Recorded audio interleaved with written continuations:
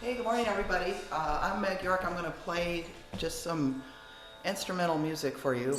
I have a Hindustani drone app on my phone. It's this. Highly recommend Tampura Droid. It's amazing. And you can raise the volume. You can change the oscillation between the first and fifth scale degree, also known as Pa. And you can change the pitch, you can do microtones on it. Highly recommend this app. But just for now, we're going to go ahead and play some stuff for you to filter in and enjoy your coffee.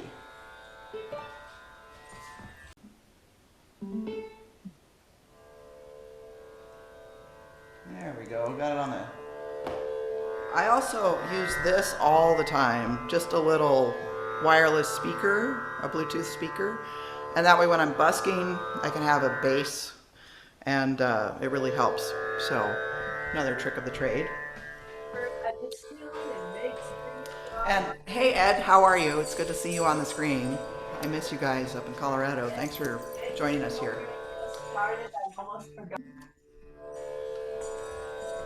Sorry? That's fine. Susan was chatting with her mic open, so I just muted her. Go ahead, Meg. All right, here we go.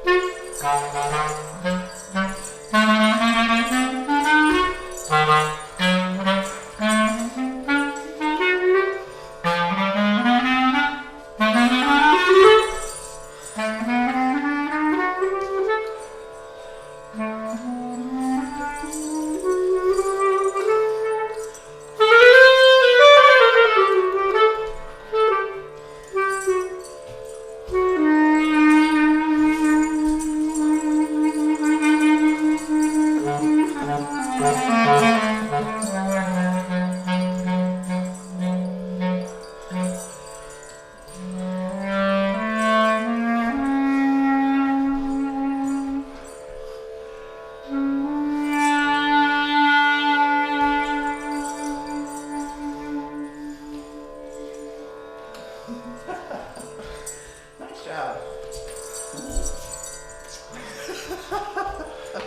All right, I'm gonna taper this off.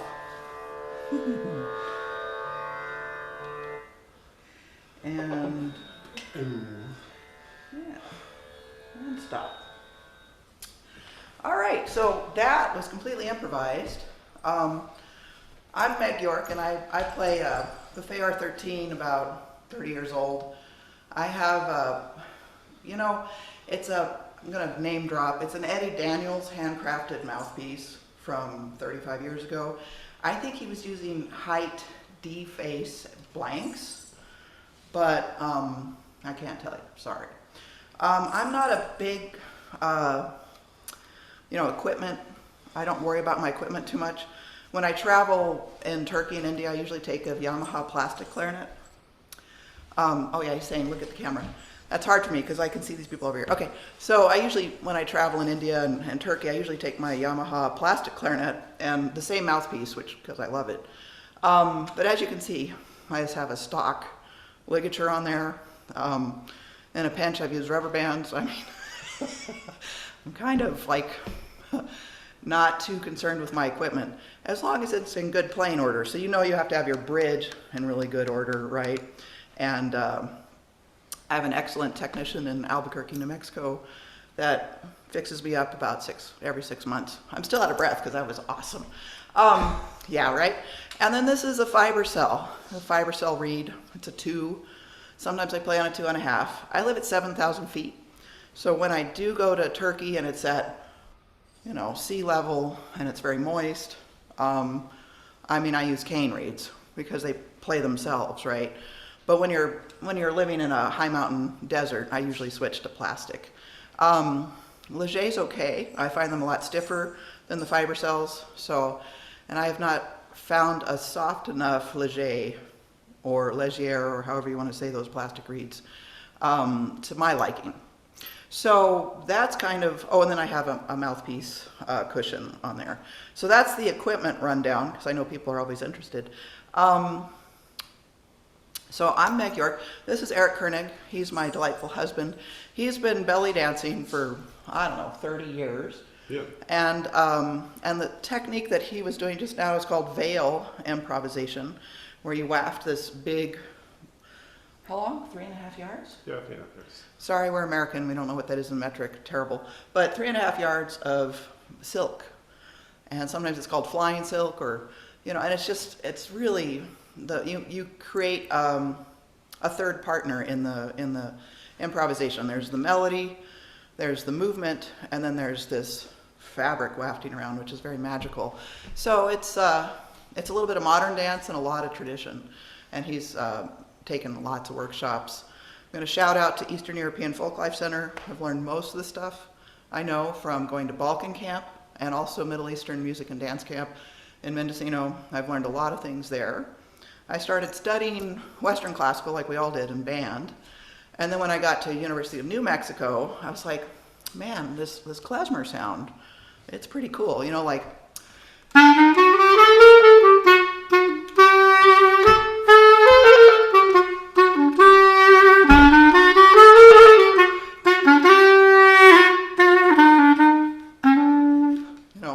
Tanz, which is the Jewish melody.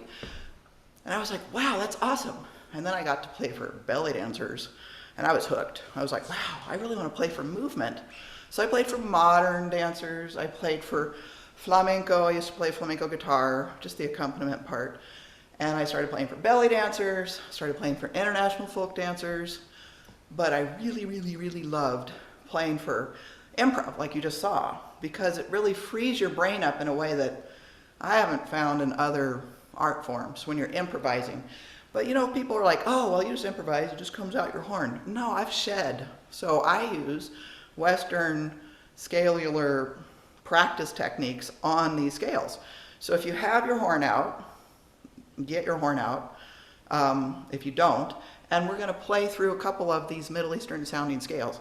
I'm going to nerd out on theory for about a minute while you're getting your horn out. This scale is called Hijaz. Jewish people call it Phrygish. Jazz people call it major third flat 2, whatever, or Phrygian with a sharp 3. But it sounds like this. So it has that augmented second, and then it has. Now I want you to notice, I use the Western correct, this. When you're playing on an Albert system clarinet, you're going to have rollers, so you'll do a lot of this kind of a thing. But I'm just letting you know, they have no problem playing this interval. So we're going to do this up and down a couple times because I want this to be an exercise for you either right now or later on. And I'll make it sound kind of enticing. Would you play some balladi or maksum, whatever you choose? So Eric is a multi-talented fellow. My son, who's our percussionist, had to work. So he's going to pitch hit, play some percussion. What's that called? This is an Arabic style tambourine. There's tambourines in many cultures. Yeah, look at the camera, honey. Yeah, there's tambourines in many cultures in India and South America and Italy. Oh yeah. But this is the one that they use in the Middle East. In Egypt, it's called a rik. Yeah, R-I-Q or R-I-Q-Q. That's right. And in Turkey, it's called a tef.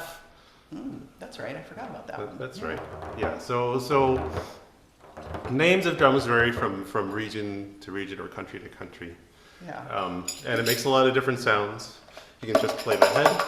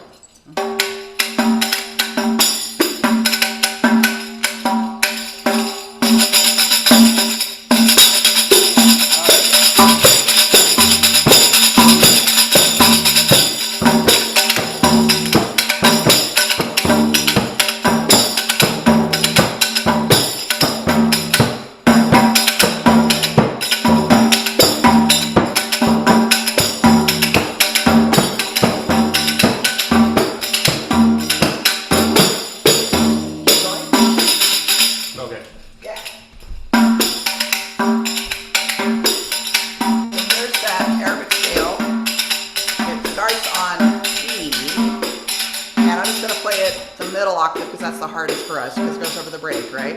So just kind of emulate. Oh yeah, all right.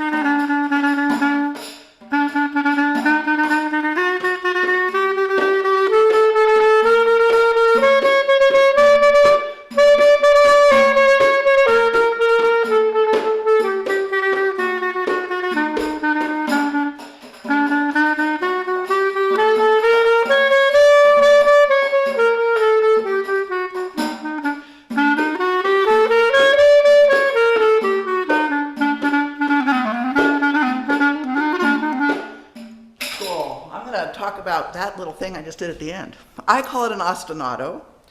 What you want to do when you're playing any kind of Balkan or Near Eastern style is you want to listen to the percussion, and they're going to give you the notes to play. So if you're in the key of D, most of the time you're going to play D, right? You're going to be like, right? Now if you look at the Rick, you can come a little closer. So he has, without all the zanjir or the zill noise, right? So the zanjir is actually on a DAF, so ignore that. Without all the zills, just do doom check, check, doom check, if you would. So he's got a sound in the middle of the head, and he's got a sound on the side of the head. Counterintuitively, the lower sound is the tonic. So. Looks like the fifth, isn't it? Nope. Oh yeah, you want to do it that way? Okay, yeah.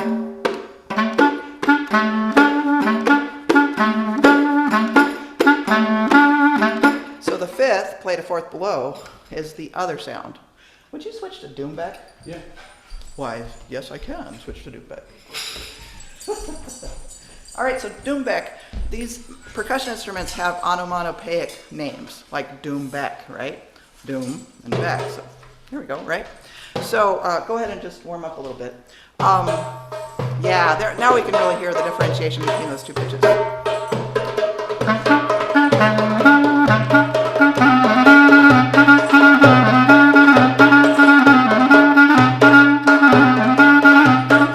hold on one sec. That sounds amazing. Thank you. Yeah. So I said 3 notes, right? So we're like, what's that third note? It's usually the flat 7 underneath. So you're going.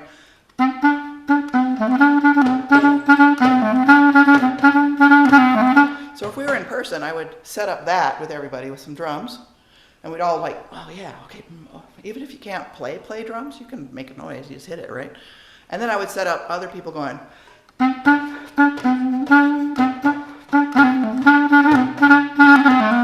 And as your technique level, whatever you are, you can just self-sort into different things, as long as the skeleton is there. This is the skeleton. Right, so you can fill it in. Keep going, please.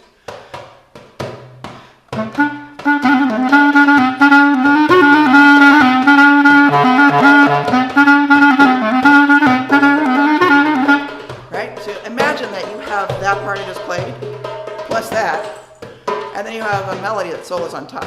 All right, ready?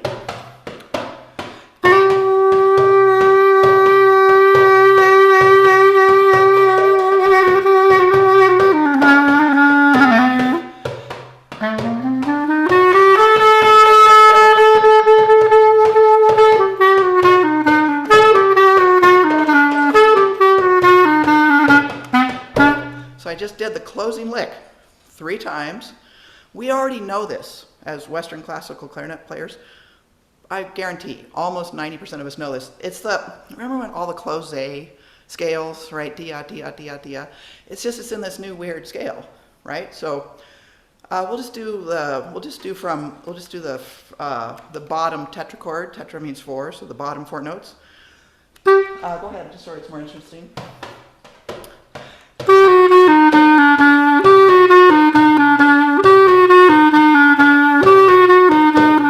Let's slow it down for folks.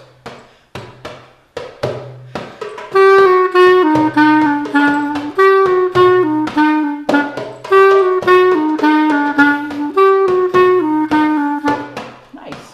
What's that rhythm called? I call it something, but you call it? It's called Maksum. Okay, yeah. That's the thing, is that invariably there'll be different names for the same thing, or the same thing will have different names. You know how that is in pedagogy. So, and nomenclature. Let's see. What I'd like to do now is talk about how to structure an improvisation. So you're going to start with setting up the thing we just set up, and then you're going to go up to the 4th, and you're going to walk your way down. And when you go up to the 4th, like massage it. Be like, the 4th. It's a perfect interval. I love this note. This is my favorite note. Everybody, I want you all to love this note I'm playing right now because it's so beautiful. Well, how do you differentiate it from other notes? Well, you play it longer. You can do an amplitude and velocity of vibrato, like as if you were a singer. Or You know, and I mean like a very operatic, we have a friend that wants to call a barbershop quartet Four Drunks Under a Lamppost, that kind of vibrato, but respectfully, there's a lot of wide differences in vibrato. So let's do that. We're going to go up, we're going to start on the ostinato, and then we're going to go up to the fourth and hold it. That's what we're doing right now. Ready? 1, 2, ready, go.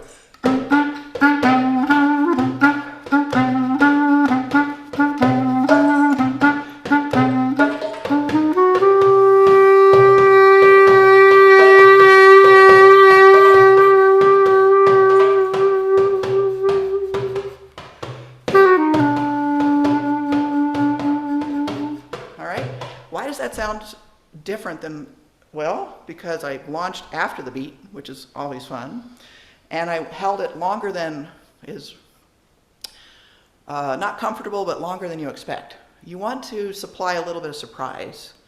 The word for like delightful surprise could be terab. There's a wide variety of interpretations of what terab means, but in my mind it means a delightful surprise musically. So you have to know what the box is before you play outside the box. So that's the opening statement of our taksim, all right? We're gonna do that a couple times. I'll play the ostinato 4 times, and then we'll go up to the fourth and we'll hold it a little longer than 4 bars, like maybe 6 bars or 7 or 8 bars, and then we'll come back down and land right on the downbeat with that final closing of that phrase. Here we go. 1, 2, ready.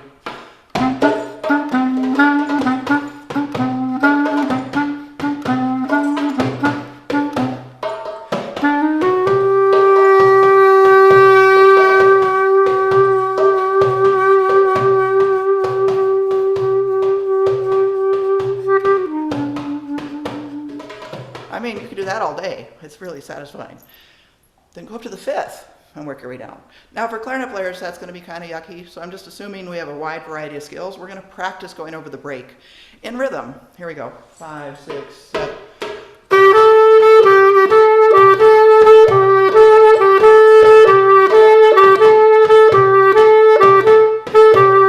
So it's nice, I do this for intonation, but it's nice to have, that right hand be natural placed, and then keep as many fingers on as you can, okay?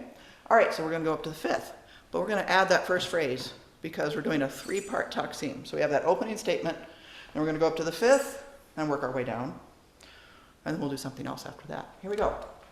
1, 2, ready.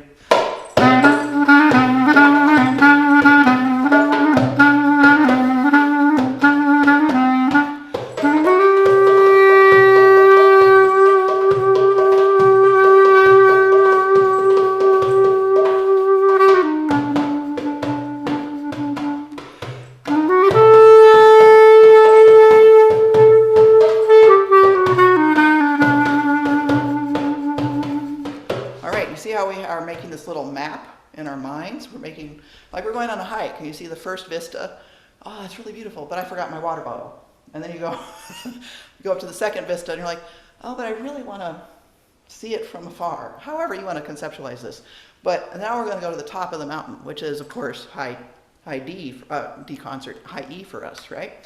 So again, first part, this little second part, and then going all the way up to the octave. Here we go. 1, 2, ready.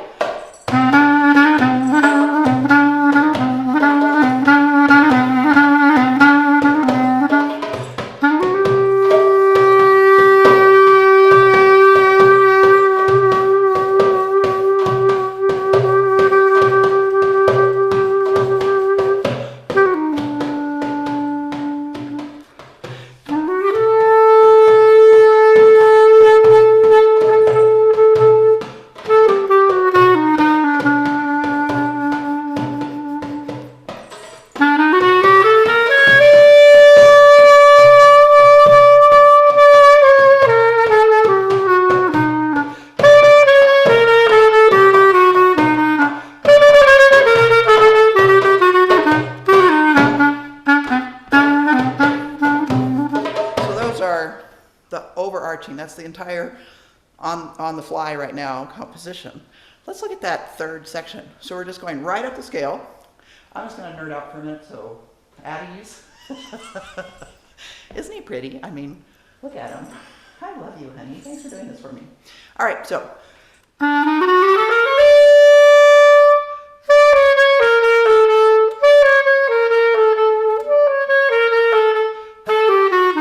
That's one option, or.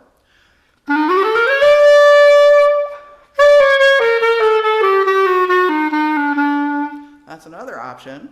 There's also this one.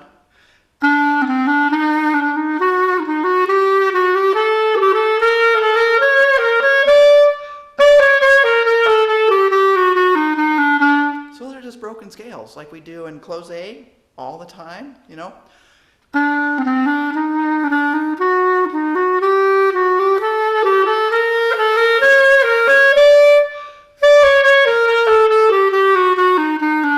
And there's those dia, dia, dia, dia. Articulation, tia, dia, dia, or dia, or tia, however your mouth works. That's called a kafla, by the way. It's a big statement at the end of your solo. So that's a little bit of how to sound Balkan. Let's unpack a little bit of the vibrato. I use just a little tiny bit of my bottom lip. When I was in college, I played on a 5, and different mouthpiece than this one. I was going through that saga of trying different mouthpieces to get a really focused sound. And, you know, honestly, it was very difficult for me. So when I switched up to this hybrid, like 1 foot in each camp, slightly softer setup, it really enabled me and empowered me to do stuff like, it's very, very small right here, you know. That's just a da-da-da tone, you know.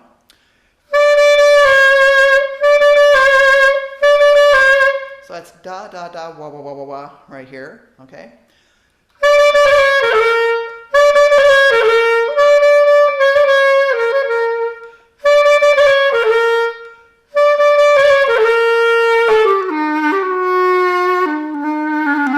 So gestures, that's what we're after. All right, we're gonna jam a little bit more for like 1 more minute, and then I'm gonna field some questions, all right? So, let's just put it all together. Let's take on Moxum. Okay.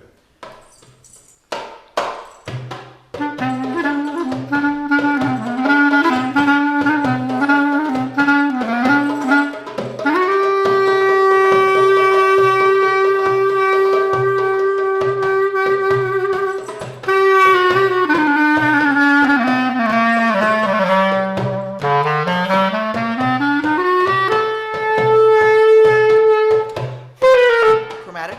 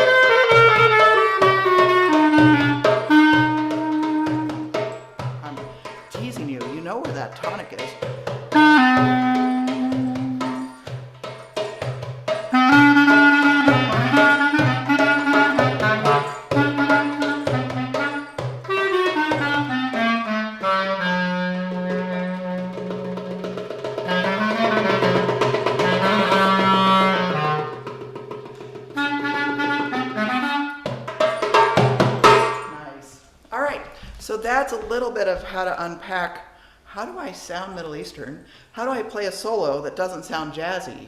So let's talk about that for a second. I know I said I'd field some questions. 30 seconds. So the difference between Eastern music, in my opinion, and Western music is Eastern music is melody based. You open this garden door of this scale, Fregish, Hijaz, whatever you want to call it, Phrygian with sharp 3, whatever, and you go out and you explore. But you have to have a kind of a concept. You have to know the route. It's not like you're bushwhacking, right? You know the route. Just go up to the 4th, come down, hold it, go up to the 5th, hold it, come down, go all the way up, come down. But it's not like shreddy 3 octaves, and it's not like every single note. You're really accentuating those perfect intervals, the 4th, the 5th, the octave, and the tonic, and you tease people by hovering around the flat 2 and the flat 7, and then resolve to the tonic. That's what I'm thinking when I play. All right, I'm going to field some questions. There might be some, and if not, we'll just play some more, because we're having a great time. So thank you for having us. It's really a pleasure. Yeah. So we have a question in the chat from Elsbeth. She wants to know, do you find use of all 12 keys, or are you mostly moving in the same traditional key, the scales that you just mentioned, or are there other scales that you work with, primarily when you're doing these improvisation sections? That is a great question. So right now I'm sticking to E for us. In general, I also have had the pleasure and honor of playing with a lot of singers. And sometimes you'll walk in and the singer will be like, take it down a half step. And you're like, oh goodness. In general, Turks play in F sharp for us, and Arabs and a lot of American Orientalists or whatever play in the key of E for us. Sorry, I'm getting confused because I usually think in concert pitch. But yes, you can play any of this in all keys. But to be honest, unless you have a problematic singer that's like, no, I have to play in concert B, which is C sharp for us, which does happen. If you work out this E for us, that's going to enable you to jam with a lot of folks in their key. It's like when you go to a blues jam and they call A blues, and I mean A concert blues, so that's B for us, or they call, oh yeah, let's play an E blues because it's good for the strings, right? It's good for the violins and stuff, and especially at gypsy jazz. But a lot of times they play in D, concert D, which is E for us.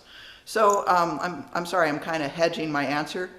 I would focus on this scale and then transpose these patterns to all your scales. In fact, I'll be doing some content creation where I go through these scales and transposing them into the most used keys, and also teaching you the songs that make everybody cry. I'm sorry, I have a story, but I'm going to take more questions first. Go ahead. Any other questions? Yeah, so I had a question about kind of pulling off of that. Most people who may find klezmer or this style within this genre, after studying classical or perhaps maybe even from jazz, and Right. learning chord changes in jazz and how to improvise over that, pulls you through many keys.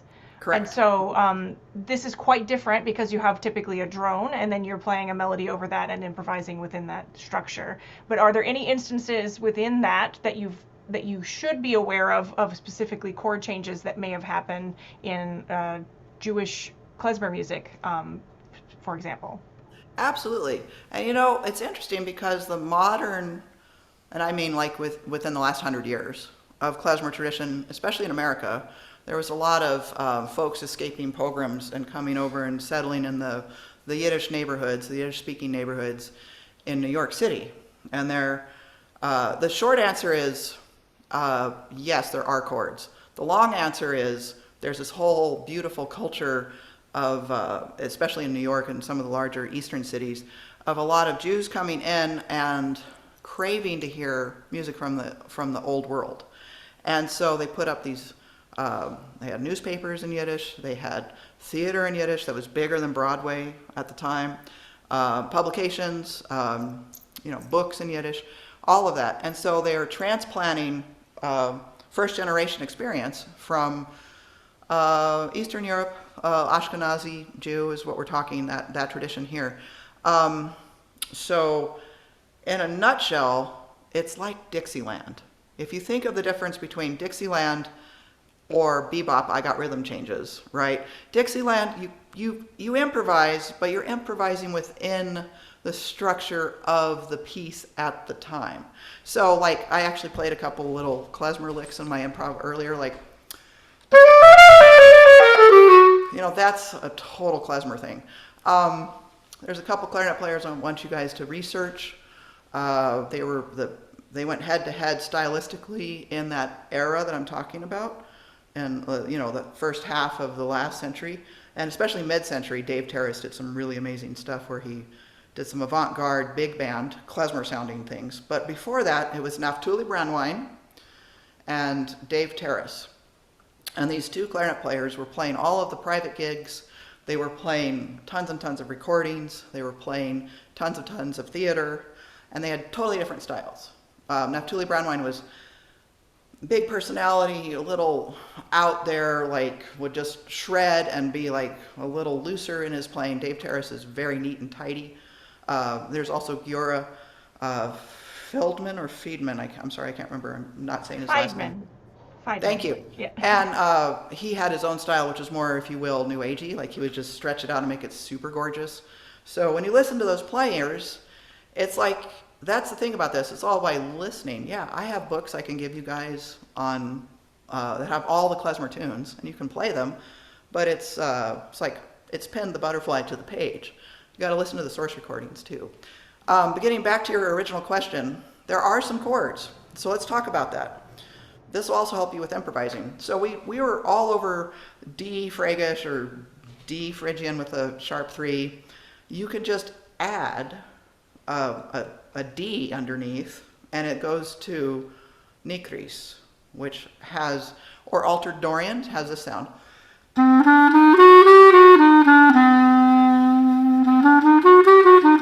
So instead of having a tetrachord on the bottom, it has a pentachord. And then the top is your choice. Or, so it's either that augmented second up there, or it's just straight minor. So that would sound like this. How about, let's switch to Shiftatelli.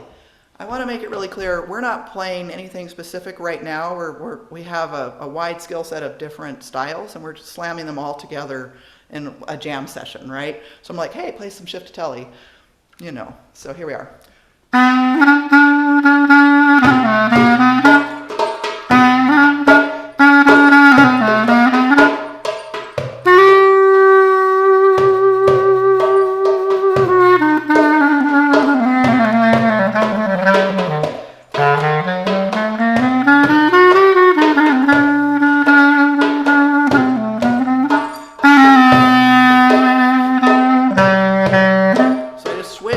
To that, keep going please, to that C concert, D for us, tonality, by just dropping one note. It doesn't really, it changes chords, but it doesn't really go too far from where we were.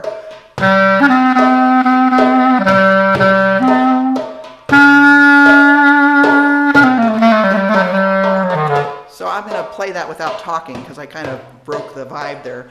But basically I'm going to modulate, if you will, from E to D just by dropping it. And if you're playing chords along, you would go to you would go to a C chord there. Here we go.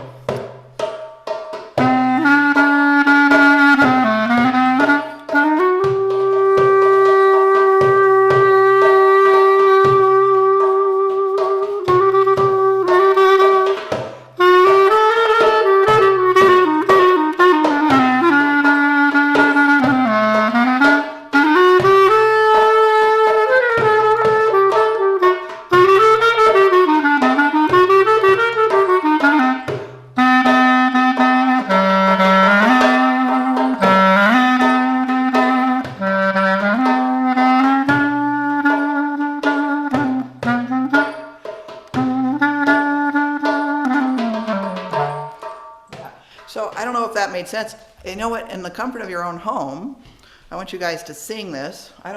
Don't sing because I think it'll be confusing. I won't. Even though you could. I want you to sing this pitch. So you can be like da da da da da, whatever you want, but like ba, sing that, and then sing ba, right? And I'm going to cue you going from one to the other. Again, this is almost an arrhythmical improvisation, but it'll give you an idea of how chords can be used. Here we go. Ready? Here we go on the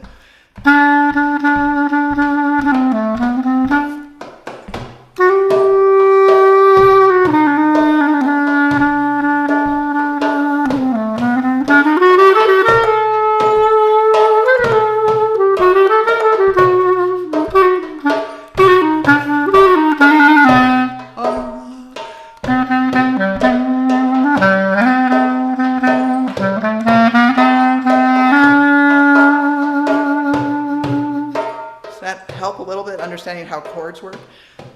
If we were going to play a tune, go ahead and hang for a second. If we were going to play a tune, let's play like, let's do Miserlou. Everybody knows Miserlou. Okay. Yeah. So Miserlou is one of those quintessential melodies that everybody claims, like, oh, that's my melody. But let me check in. Should we answer more questions first, or can we play a little more? I don't want to just play the whole time. Go ahead and play. I think this is a good transition for that. All right, cool. So, so Miserlou is a traditional melody. It means that cute Egyptian girl, I want her to be my girlfriend. You can translate it to whatever gender you want, but Miserlou means that cutie Egyptian, all right? And everybody claims this. You're going to recognize it. It was made famous in America by Dick Dale. Now, Dick Dale is like the first surf punk guy living in California, right? And I can't remember his dates, but I'm going to say the 60s. Well, his real name is Richard Mansour. He was Lebanese. So he added like some spice to his repertoire by adding these traditional tunes. And here's one of them. How about, what do you want to do? You want to do bolero? Or do you want to do Maximia? There we go. All right, here we go.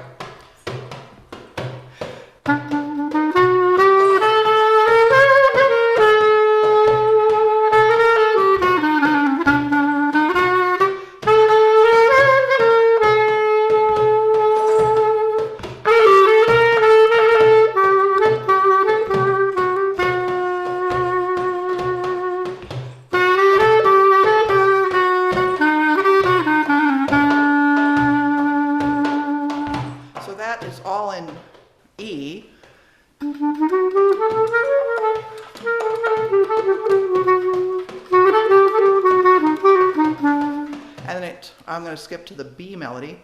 It goes to R-A, G concert.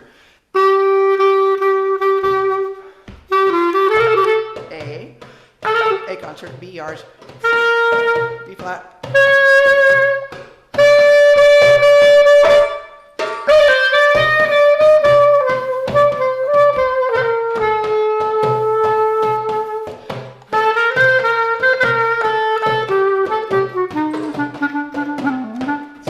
Without the talking, but I just want to tell you that's where those chords would come in.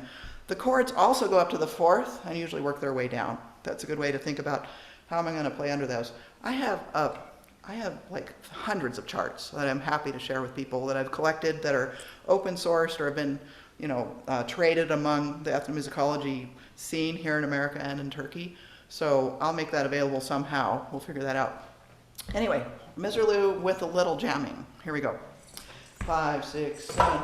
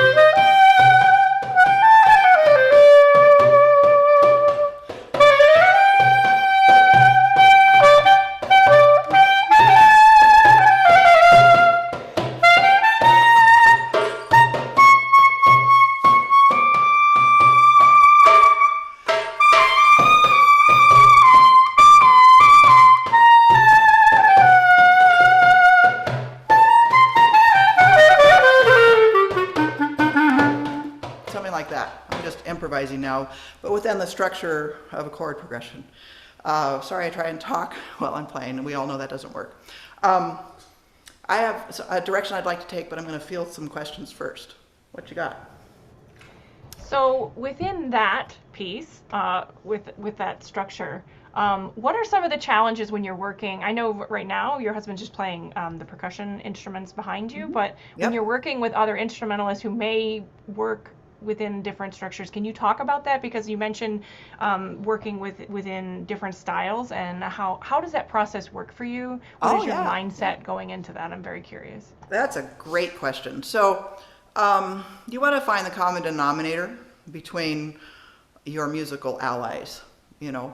So when I play with Persians, they play dashka. So they play, what I'm playing now is mostly Pan-Arabic, like the blues scale of the Pan-Arabic Peninsula going down into Turkey. They play it in Hindustani classical music, but they're like, really, you want to play that? We would rather play, you know, different things off of Locrian. But you know, that's where I'm sticking to right now.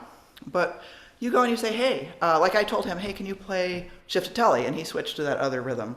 So you want to have a knowledge of nomenclature of basic rhythms. And I've only been doing 4 right now, variations of 4 or 8. And you also want to say, what key are we in, right? So when you're in Turkey, they all play in E concert, F sharp for us. And so you would have to learn those 2 buckets of notes. You know, you have to learn your D concert, your E for us, bucket of notes. And then you have to learn your E concert, F sharp bucket of notes for Turkish playing. Sometimes you just have to tune to the person who can't tune. This is a very small tirade I'm going to take. Sometimes you'll be playing with a string player that has an instrument that they don't want to tune, and you literally have to tune to them. So you'll be like pulling out your barrel, pulling out your middle joint, you know, pulling out your mouthpiece because they're like somewhere in between. That very rarely happens. Most people are 440. But yeah, you just say, hey guys, what tunes do you know? It's like when you go to a blues jam or a jazz jam. What tunes do you know? Oh, I know Summertime. Well, what key do you sing it in? Oh, I sing it in A. And you better know, you know. You know, you better know that, right? So that's kind of how I approach it. Well, what key do you play in? What do you call that rhythm? And I always ask questions. I don't say, oh, that's Maksum, or oh, that's blah, blah, blah, because they might have a different name for it. So you just invite people to say, hey, would you play me like Laws, for example? What do you think of when I say, hey, let's play Laws? You know? And I'm like, oh. But because of the skills I went over earlier, I see his hands, right? And he's got a low pitch, and he's got a high pitch. Yeah, so just do basic ones, like. That's it. So I can know that the low pitch is going to be, in our case, B, and the higher pitch is going to be D, just for this exercise. Ready?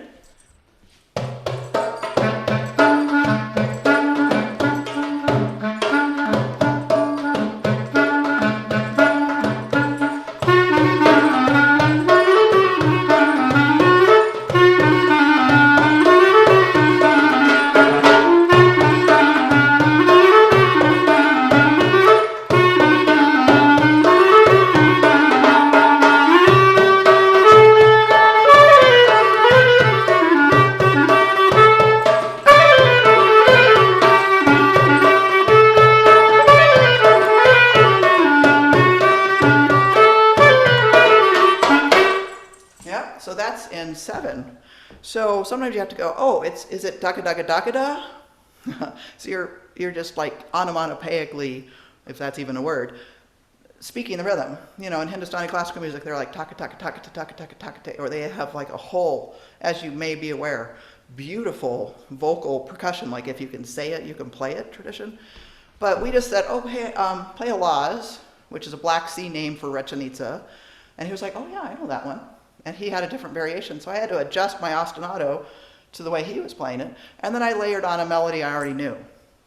And because I've played these melodies a lot, and I've played for dancers where, you know, the written page, 2.5 minutes top. And they want to dance for 15 minutes. What do? So you set up ostinatos, you set up oh, I'm going to go up to the fourth, work my way down, I'm going up to the fifth, work blah, blah, blah. All of those structures that I talked about earlier, that's how you stretch it. And then like in jazz, you go back and you quote the head again. And then you have some sort of in your pocket ready to go. How am I going to close this out? What's my closing statement? How am I going to end? How am I going to tell everybody, I'm done saying what I'm saying musically, here's your turn. So usually it's like something like, here we go.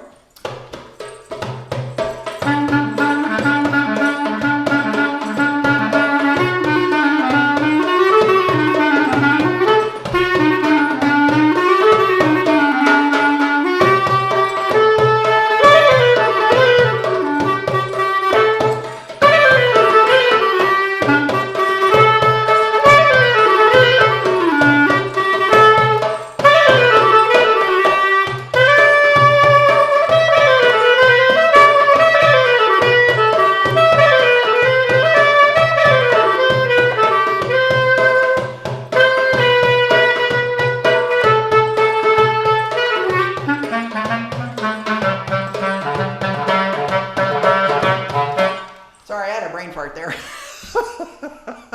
I was like, oh, I have too many options. I'm sorry. That wasn't exactly what I wanted to demonstrate, but I think you get the idea. Like, have a way. Here's what happens when you're playing modal music is you can get lost. I mean, not lost on the page, but lost mentally. You're like, oh yeah, this is a good groove. And you're like, oh wait, I need to pass it off. What do I do? And then sometimes you'll flub. What's nice about this kind of thing is it's very forgiving. You know, people are like, they're just dancing. You know, they're like, oh yeah, all right, cool. Oh, all right, you know. So, how to transfer, like the end of your statement should have something long held and dramatic. Like you can do that, da da da da da da da, 2 da da da da da da, 3 da da da da da da, da da da da da da da, you know, that kind of a thing. If you do stuff 3 times, it usually culminates your thought. Like you do it once, oh, okay. Oh, she did it again. Oh, there's a pattern. Is there a pattern? I'm not sure. And then you do it a 3rd time. It's like, hey, there's a pattern. Awesome. And then go somewhere else after that, right? So let me demo what that means.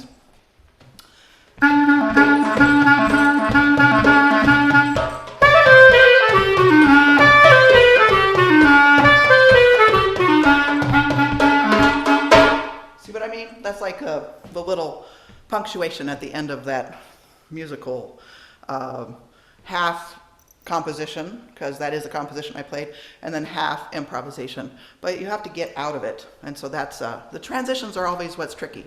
So that kind of answers your question, but not really. So ask me another question and maybe I can dial it in a little better, if you'd be so kind. Yeah, so Ed is curious about the use of Ed. Ed is asking about the use of A or G clarinets in more difficult situations, like you're mentioning using the key of F sharp. Is that prevalent? Yeah, absolutely. You know, back in the day, these are folk instruments. Zurnas which a primitive, I shouldn't say primitive, let me say this, a folkloric oboe with no keys, a double reed, and they were played with a drone. And so they would come in different keys. You'd have Kaba Zurna, which is a big one, almost the size of this guy, and you'd have little, shorter Zurnas.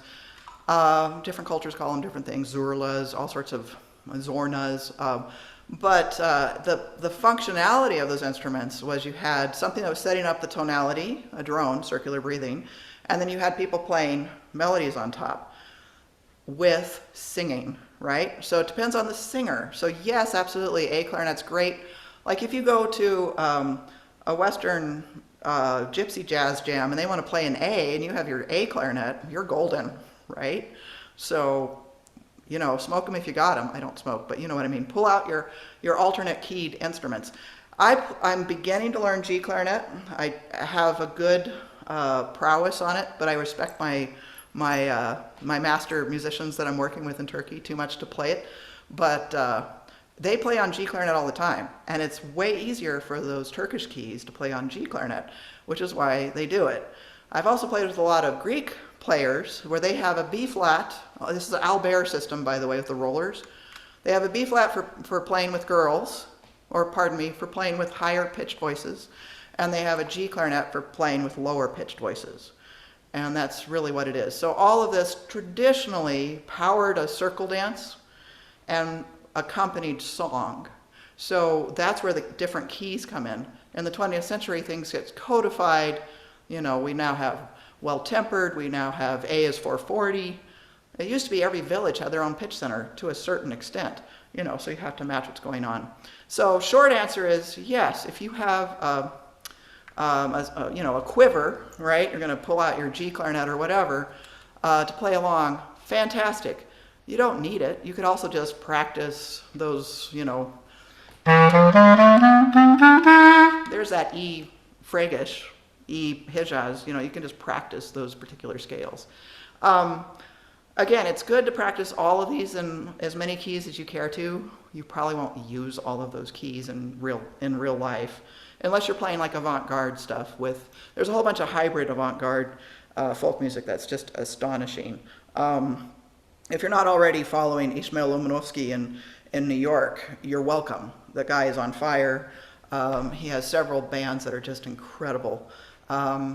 Yeah, there's a whole bunch of other players. We lost Petro Lukashalgia last year. Oh, I'm so sorry.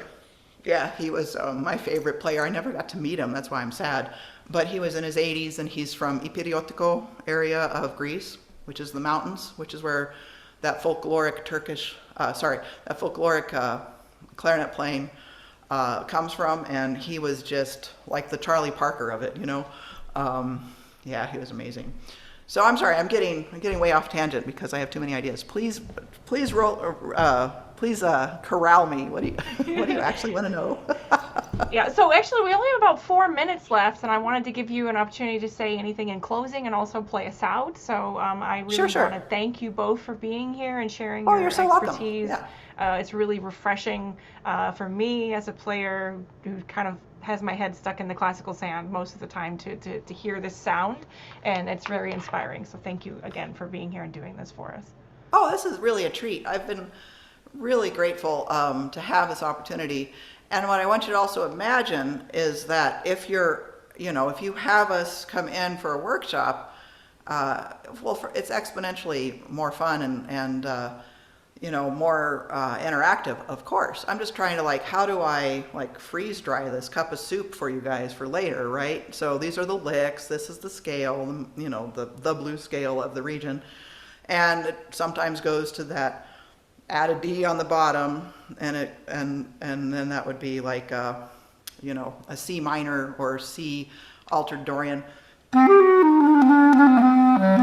and back to D. This is just like the tip of the iceberg. But hopefully my playing inspired you to open yourself up to just throw a drone on or just practice messing around with some of these augmented second scales. So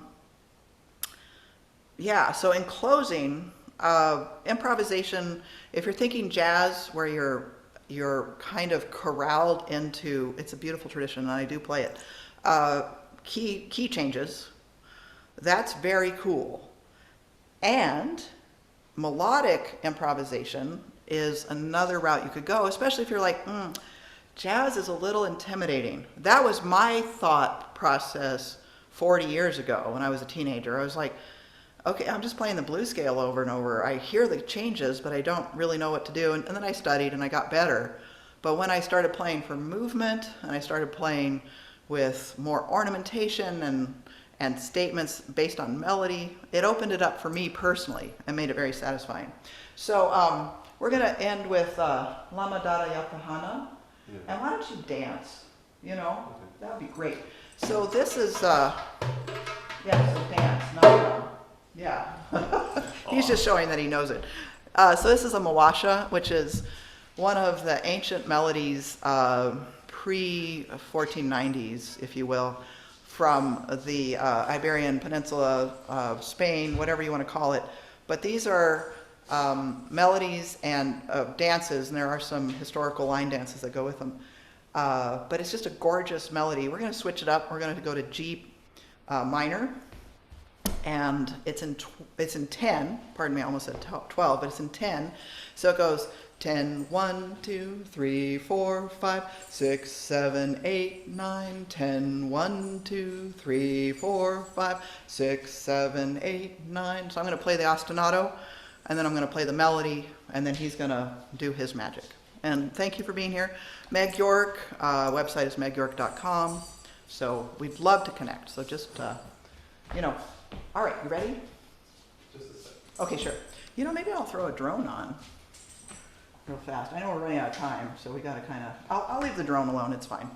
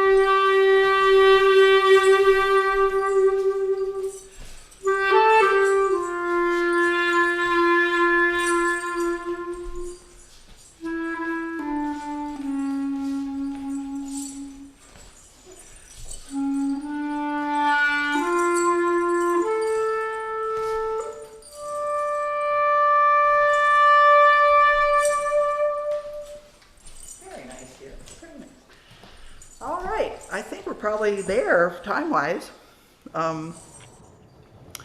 Aw, I'm seeing a little wave. That's so cute. Thank you. Thank you so much, Meg. And oh, you're so welcome. Oh, Sue Frank's on there. Hey, Sue. Oh, hey, Sue. Aw, we love you, dear. Aw, yeah.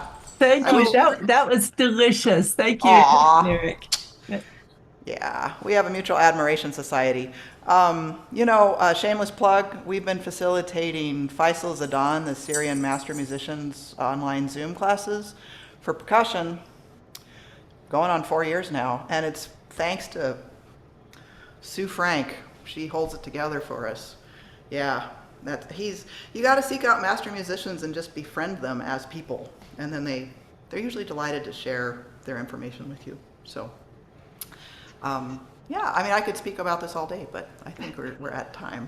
Right, and I know you got something else happening today, so I'll let you. No, I'm fine. I can go longer, but I just don't want to be unfair to other presenters that may have gotten gotten cut off. Yeah, well, yeah. I want to thank everybody who came today. I will have this recording up on YouTube soon. I want to invite you to join us again next Saturday for another Lunch and Learn. This time it's a new music Lunch and Learn. We're going to be talking with Jeremy Reynolds and Jenny Brandon about making an album and what that process looks like. So if you're interested in the recording process from the ground up, please join us next Saturday at 12 Eastern on Zoom. The link is on the website. So take care, and we'll see you again soon.